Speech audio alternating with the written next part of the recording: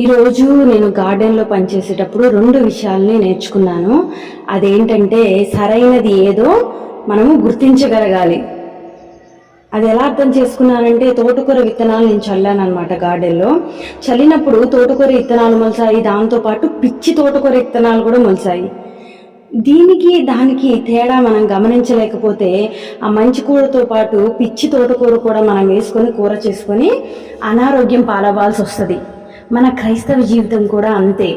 మనము సరైన బోధ, సరైన విధి విధానాల్లో వెళ్ళకపోతే, సరైన బోధ ఏదో గుర్తించకపోతే మనము కూడా క్రైస్తవ జీవితంలో అనారోగ్యం పాలవ్వాల్సి వస్తుంది.